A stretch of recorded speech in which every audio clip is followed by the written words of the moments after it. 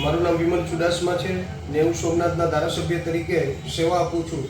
ત્યારે સોશિયલ મીડિયાના માધ્યમથી મને જાણ થઈ કે એક વિડીયો ફરી રહ્યો છે અને એ વિડીયો કલેક્ટરનો ફરી રહ્યો છે અને કલેક્ટર એ જે ઉગ્ર ભાષામાં મને બોલી રહ્યા છે એવો વિડીયો કટિંગ કરી અને મારા વિરોધીઓ અને કલેક્ટરના હિતેશી દ્વારા ફેલાવવામાં આવ્યો છે।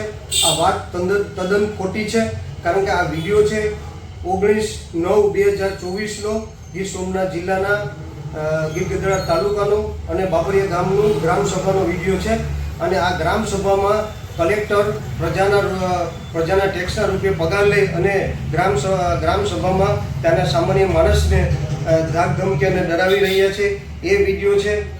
હું તો પ્રજાનો પ્રતિનિધિ છું। મને 3.5 લાખ લોકો મતદાર આપી અને નેવું સોમનાથના વિધાનસભાના ધારાસભ્ય તરીકે ચૂંટાઈને મોકલો છે, ત્યારે મારો અવાજ એ 3.5 લાખ મતદારોનો અવાજ છે। એ અવાજ કોઈની તાકાત નથી કે વિમલ ચુડાસમાનો અવાજ દબાવી શકે।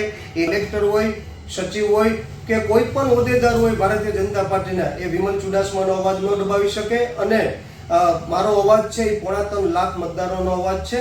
એ અવાજ 3.5 લાખ મતદારો જેવો જ નીકળે અને લોકોના હક માટે થઈ અને એ જે રીતે મારે લડાઈ લડવી પડે એ હંમેશા વિમલની તૈયારી હોય છે અને હંમેશા આપણો વિમલ ત્યાં લડતો રહી અને જે પણ હોય આવા તો અન્ય કલેક્ટરો, ઘણા બધા કલેક્ટરો આવ્યા છે અને જે પણ ભારતીય જનતા પાર્ટીના એજન્ટ બનીને આવ્યા છે, આ એજન્ટોની કોઈની તાકાત નથી કે વિમલનો અવાજ દબાવી શકે।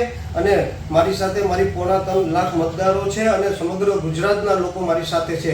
અને ત્યારે એ વિધાનસભાનો ફ્લોર હોય કે કલેક્ટરની ઓફિસ હોય કે અન્ય ઓફિસ હોય, ત્યારે લોકોના હક માટે થઈને મારો અવાજ 3.5 લાખ મતદારોનો અવાજ જેવો જ નીકળવાનો છે અને કોઈની તાકાત નથી કે મારો અવાજ દબાવી શકે।